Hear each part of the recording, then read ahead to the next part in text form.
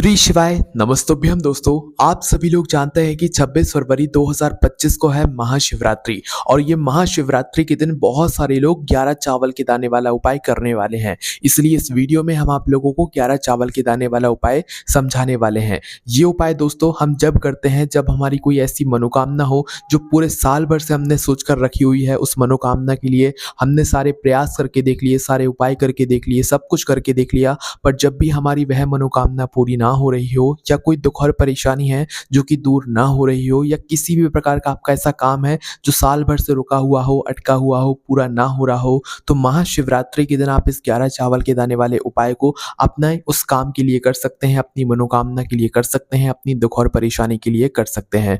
इस उपाय का फल उपाय को करने के बाद ही आपको यहाँ पर मिलना शुरू हो जाएगा। तो इसलिए महाशिवरात्रि के दिन आप इस उपाय को जरूर कीजिएगा। और ये बात भी हम आपको बता दें कि महाशिवरात्रि के दिन किया गया कोई भी उपाय का फल आपको बहुत जल्दी और बहुत बड़ा होकर मिलता है, क्योंकि महाशिवरात्रि के दिन एक ऐसा दिन होता है जिस दिन भगवान हमसे बहुत जल्दी प्रसन्न होते हैं और वो हमारी मनोकामनाओं को बहुत जल्दी और बहुत अच्छे से पूर्ण करते हैं। तो इसीलिए आप लोग इस दिन 11 चावल के दाने वाला उपाय जरूर कीजिएगा। और हम आपको बता दें ये 11 चावल के दाने वाला उपाय पंडित जी ने अपनी अभी कुछ ही दिनों पहले की कथा में बताया हुआ था और इस उपाय को अभी कुछ लोगों ने किया भी है और उन लोगों को जहाँ तक है फल भी मिला हुआ है। तो आप लोग सबसे बड़े और विशेष दिन पर जो है भगवान शिव जी के प्रिय दिन पर महाशिवरात्रि पर इस 11 चावल के दाने वाले उपाय को करके देखिए और आप फिर खुद कहेंगे कि हाँ, इस उपाय को करने से हमें उपाय को करने के बाद ही फल मिलना शुरू हो गया है ना। तो आइए जानते हैं कि इस मतलब महाशिवरात्रि के दिन आप लोगों को 11 चावल के दाने वाला उपाय कैसे करना है ना।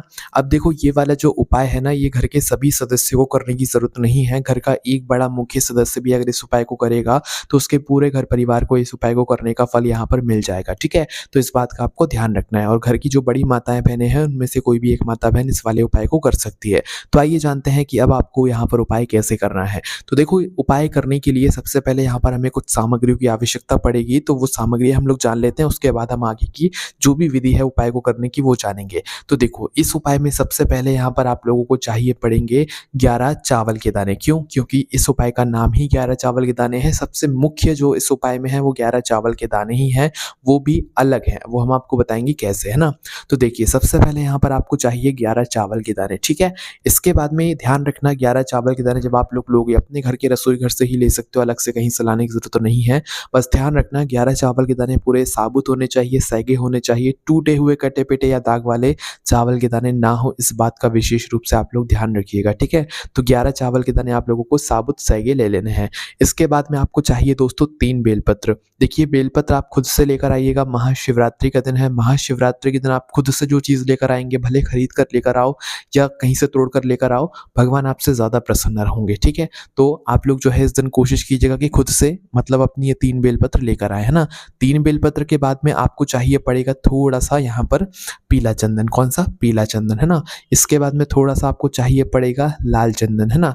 इसके बाद में आखिरी में आपको चाहिए 1 लोटा जल, है ना। तो ये इतनी सामग्री है इस उपाय को करने के। अब आप कहोगे कि भैया उपाय तो बहुत ही बड़ा होगा जब इतनी सामग्री है, तो ऐसा नहीं है, उपाय बड़ा नहीं है, सिर्फ उसकी सामग्री ही थोड़ी ज़्यादा है।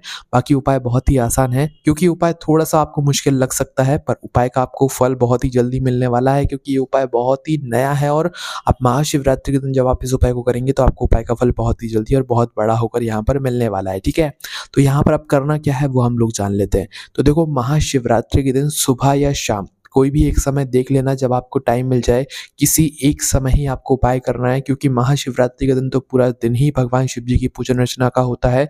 तो आप इस उपाय को सुबह, दोपहर, शाम जब आपको समय मिले तब कर सकते हैं। मुख्य रूप से कोशिश करना सुबह के समय आप लोग उपाय करें। बाकी अगर आपको सुबह कोई पूजन करनी हो, शाम को कोई पूजन करनी हो, तो आप दोपहर में उपाय कर लीजिएगा। सुबह पूजन करनी हो तो शाम को आप उपाय कर लीजिएगा, अपने अनुसार देख लीजिएगा। ठीक है, बाकी सुबह या शाम जब भी आप उपाय करना चाहें, किसी एक टाइम आप उपाय कर सकते हैं। उपाय की सामग्री पहले से तैयार करके रख लीजिएगा। ठीक है, तो जितनी हमने आपको सामग्री ये बताई है, इस सामग्री को आपको तैयार करके क्या करना है, अपने ही घर के पास में जो शिव जी का मंदिर है, शिवालय है, महाशिवरात्रि के दिन जो है आप लोगों को इस जगह पर पहुंच जाना है। ठीक है, मतलब भगवान शिव जी के मंदिर पहुंच जाना है। और ध्यान रखिएगा जितनी हमने आपको सामग्री ये बताई हुई है, ये उपाय की सामग्री है। जो 1 लोटा जल है वो भी उपाय की सामग्री में ही है, उसे अलग से आपको नहीं चढ़ाना है, इस बात का ध्यान रखना। ठीक है, तो करना क्या है, ये सारी चीजें लेकर आप लोगों को भगवान शिव जी के मंदिर में पहुंचना पहुंचना है। शिव जी के मंदिर में पहुंचकर आप लोगों को जो है यहाँ पर भगवान की पूजन अर्चना करना है। पूजन अर्चना कहने का मतलब है कि दर्शन करना है और दर्शन करने के बाद सीधा शिवलिंग के पास में आ जाना है। आपका जो 1 लोटा जल है वो 1 लोटा जल अभी आपको शिवलिंग पर नहीं चढ़ाना है, वो उपाय का जल है, इस बात का ध्यान रखना है, ठीक है। तो जैसे आप शिवलिंग के पास में पहुंचते हैं ना, तो शिवलिंग के पास में पहुंचने के बाद अब आप लोगों को क्या करना है वो ध्यान से सुनो। देखो, जैसे ही शिवलिंग के पास में आप लोग पहुंच जाते हो ना, तो वहां पर बैठ जाओ। अभी आपको उपाय करने की तैयारी शुरू करनी है, क्योंकि जो हमने आपको इतनी सामग्री बताई है उसका भी आपको कुछ करना पड़ेगा। क्या करना पड़ेगा वो जान लेते हैं ना। तो देखो, सबसे पहली चीज, आप शिवलिंग के पास में जैसे ही बैठ जाते हैं तो अपना जो भी सामग्री है वो सामने निकाल कर रख लीजिए, और सबसे पहले अपने 3 बेलपत्र को अपने सामने निकाल कर रख लीजिएगा, ठीक है। सीधा ज़मीन पर मत रखिएगा, कुछ किसी पात्र में या किसी चीज़ के ऊपर ही रखिएगा, है ना। तो आपको अपनी 3 बेलपत्रों को क्या करना है, सबसे पहले एक के मतलब लाइन से जमा लेना है। एक के ऊपर एक रखी हुई होंगी, वो अलग-अलग रखी हुई होंगी, तो आपको क्या करना है, अपने सामने एक लाइन से जमा लेना है। मतलब कि जो चिकना वाला भाग है वो आपको देखिए इस प्रकार से आपको अपनी तीनों बेलपत्रों को अलग-अलग रख लेना है, ठीक है। अलग-अलग तीनों बेलपत्रों को जैसे ही रख लेते हो, अब आप ध्यान से सुनो कि आपको क्या-क्या करना है। अलग-अलग रख लिया आप लोगों ने, चिकना वाला भाग आपको देखिए बेलपत्र का, इस प्रकार से आपको तीनों बेलपत्र को रखना है ना। अब देखो, सबसे पहले नंबर की जो बेलपत्र है उसके लिए क्या काम करना है वो जान लेते हैं। देखो, आपके पास है सबसे पहले पीला चंदन और आपकी पहली बेलपत्र, तो अपने पीले चंदन को निकाल लो, पीले चंदन को थोड़ा-सा पानी से गीला कर लो।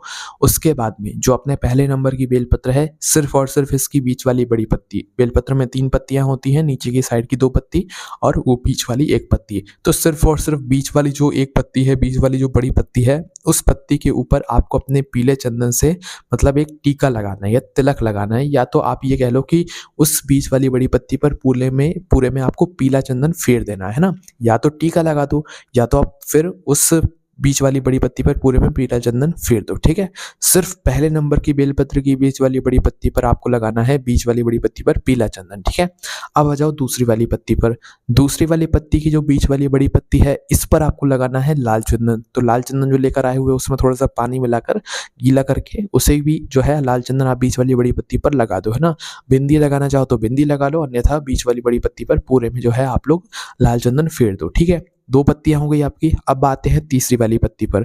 तो जो तीसरी वाली हमारी पत्ती है ना, इस पत्ती का आपको क्या करना है वो भी सुनो। तीसरी वाली जो पत्ती है बेलपत्र, इसकी बीच वाली बड़ी पत्ती पर आपको क्या करना है, यहाँ पर थोड़ा सा ध्यान से समझना। आप जो 11 चावल के दाने सबसे मुख्य रूप से अपने साथ में लेकर आए हुए हो, जो कि सैगे हैं, साबुत हैं, टूटे हुए कटे पिटे नहीं हैं, उन 11 चावल के दानों को निकाल लो, है ना। अब देखो, 11 चावल के दानों को सबसे पहले आप गीला कर लो। गीला करने के लिए आपके पास में जो 1 लोटा जल है उसी में से हल्का सा जल ले लो, या अपने सीधे हाथ के तीली में एक 11 चावल के दाने पहले रख लो। उसके बाद में लोटे से थोड़ा सा जल अपने सीधे हाथ के तीली में डाल लो और 11 चावल के दाने जो है मतलब कर लो, उनको गीला कर लो, है ना। मतलब कि अपने 11 चावल के दाने सीधे हाथ के तीली में रखकर अपनी हथेली में थोड़ा सा जल डाल लो, जिससे कि वो 11 चावल के दाने गीले हो जाएं। क्योंकि हमें तीसरे नंबर की जो बेलपत्र है, इसकी बीच वाली बड़ी पत्ती पर 11 गीले चावल के दाने रखने हैं। समझ गए आप लोग। 11 एक सूखे चावल के दाने होते हैं, जो 11 हम जैसे घर से लेकर आए हुए हैं वैसे के वैसे रख देते हैं, पर नहीं, वैसे नहीं रखना है। 11 चावल के दाने हम घर से तो लेकर आए हैं शिव जी के मंदिर में, पर शिव जी के मंदिर में लाकर हमें उन्हें गीला करके फिर तीसरे नंबर वाली जो बेलपत्र है उसके ऊपर रखना है, सिर्फ बीच वाली बड़ी पत्ती पर रखना है, ठीक है। तो इतना काम आप लोगों ने किया, ध्यान से समझ लिया ना, इसलिए हमने आपको ये तीसरे नंबर की बेलपत्र का थोड़ा सा काम अच्छे से समझा दिया है ना। तो 11 गीले चावल के दाने आप लोगों ने बीच वाली बड़ी पत्ती पर रख दिए, है ना। अब क्या करना है वो भी ध्यान से सुनो। अब आपको क्या करना है, अपने सीधे हाथ की हथेली लेना है, और सीधे हाथ की हथेली लेने के बाद इन बेलपत्र को एक के ऊपर एक रखना है। सबसे पहले उठाओ आप अपनी पीले चंदन वाली बेलपत्र, जिस बीच वाली बड़ी पत्ती पर आपने पीला चंदन लगाया हुआ, उस बेलपत्र को उठाकर अपने सीधे हाथ की हथेली में सबसे पहले रख लो, ठीक है। वैसे ही रखना है जैसा आपने अभी मतलब रखा हुआ है, वैसे के वैसे उठाकर अपनी सीधे हाथ की हथेली में रख लेना है, ठीक है। पहले नंबर पे पीले चंदन वाली बेलपत्र को रखना है। उसके बाद में आपको दूसरे नंबर पर जो है लाल चंदन वाली बेलपत्र उठाना है, और वो बेलपत्र पीले चंदन वाली बेलपत्र के ऊपर रख लेना है, क्योंकि एक के ऊपर ही हमें जमाना है ना। अब इसके बाद में आप अपनी तीसरे नंबर की बेलपत्र को उठा लो, जिसकी बीच वाली बड़ी पत्ती पर चावल के दाने गीले कर आपने रखे हुए हैं, तो ध्यान से उठाना। और इस बेलपत्र को उठाकर आप अपनी लाल चंदन वाली बेलपत्र के ऊपर सीधे हाथ की हथेली में रख लो, है ना। तो एक के ऊपर एक करके आपने यहाँ पर रख लिया। पहले पीले चंदन वाली बेलपत्र, फिर लाल चंदन वाली और फिर 11 गीले चावल के दाने बेलपत्र वाली बेलपत्र आपने एक के ऊपर एक करके रख ली। ठीक है, इतना काम आपने किया। अब आपके सीधे हाथ की तिली में ये बेलपत्र एक के ऊपर एक करके रख लिया है ना। अब इन तीनों बेलपत्र के ऊपर आप अपने उल्टा हाथ रख लो, उल्टे हाथ का स्पर्श आप अपनी इन तीनों बेलपत्र के ऊपर कर लो, है ना। मतलब कि सीधे हाथ की तिली में आपने रखा तो उल्टे हाथ की हथेली क्या करो, इन तीनों बेलपत्र के ऊपर रख लो, मतलब एक तरीके से स्पर्श कर लो, है ना। और स्पर्श करते हुए ही अपने उल्टे हाथ की हथेली इन तीनों बेलपत्र के ऊपर रखे हुए ही आंखें बंद करके भगवान शिव जी का कोई भी एक नाम लेकर, या तो मंत्र का जाप कर ओम नमः शिवाय, श्री शिवाय नमस्तुभ्यम, कोई भी एक मंत्र का जाप कर भगवान से अपनी वो मनोकामना बोलना जिसके लिए आप लोग अपना ये वाला उपाय कर रहे हो, या कोई दुख और परेशानी है जिसके लिए उपाय कर रहे हो, या कोई काम है जिस भी कामना के लिए आप उपाय कर रहे हो ना, आपको श्री शिवाय नमस्तुभ्यम या भगवान शिव जी के कोई भी एक मंत्र का जाप करके आपको अपनी वह मनोकामना बोल देनी है। ठीक है, एक बार बोलनी है सिर्फ। और मनोकामना बोलने के बाद आपको क्या करना है कि आप अपनी जो है मतलब उल्टे हाथ की हथेली थोड़ा सा ऊपर उठाकर अब इन तीनों बेलपत्रों को ऐसा का ऐसा ही आपको शिवलिंग के ऊपर समर्पित कर देना है। कहाँ पर?